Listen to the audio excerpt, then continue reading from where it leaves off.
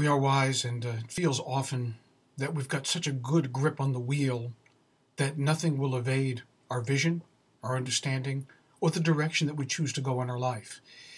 This is belied by the text that we look at this week, the Torah portion of which is called Toldot. It contains the infamous story of how Jacob and Esau wrestled and vied for the contention of the blessing of their father in the latter part of the parashah, where Jacob comes to his father, now blind and old Isaac, and asks the blessing.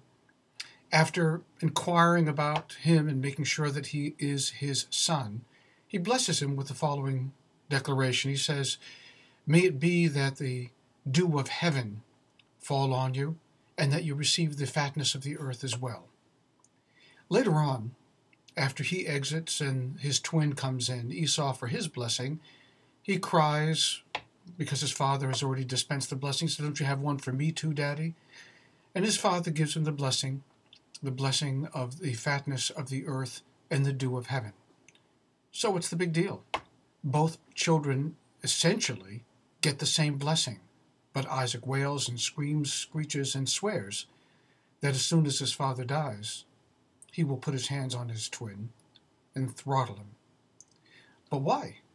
What's the problem? What's his objection? And what is, as we read the text, our objection to the problem as to why the discrepancy or lack of discrepancy between the blessings received by one son and the other, as they are essentially the same?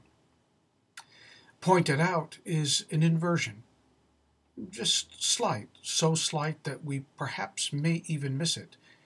The blessing which the first blessing Jacob receives is that of the dew of heaven and then the blessing of the earth, and it is inverted when Esau comes to claim his blessing.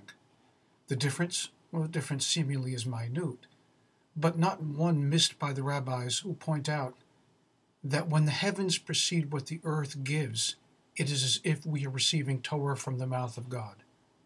Notable is the fact that when Jacob receives his blessing, it is the blessings that come from above, and then only the blessings from below.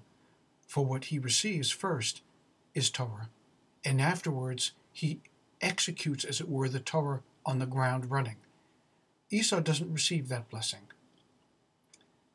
Esau receives the opposite, which perhaps is just rightfully what he deserves, because after all, he is a hunter, he's a man of the earth. But that brings us to another question as to why would then Father Isaac bless his son Esau, whom he believed was receiving the first blessing, with Torah first, and then the earth second? Why wouldn't he reverse them for Esau, knowing what he needed and what he deserved? And then, of course, why was he subverted from his path? And one of the great sages tell us is that we know everything.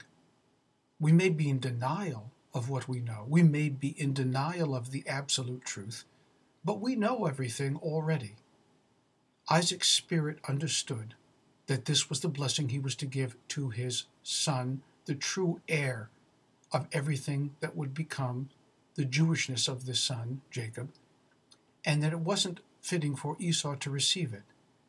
And if you think about it from the perspective of Father Isaac, old, blind, ailing, being an inquisitor to his son, "Who are you? Let me feel you. Let me smell you," to judge for himself that he knew all along this was an impostor. He knew it wasn't Esau. He knew it was Jacob.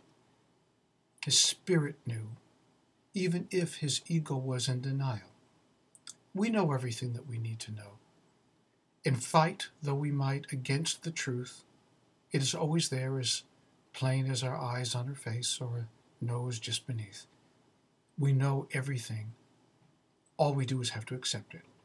And perhaps the charge of the religious individual is to open our eyes and embrace that which we already know, instead of living in fencing against it, to embrace the ultimate, to embrace God, to embrace the godliness in our life, because sooner or later, the truth will become self-evident anyway. Shabbat Shalom.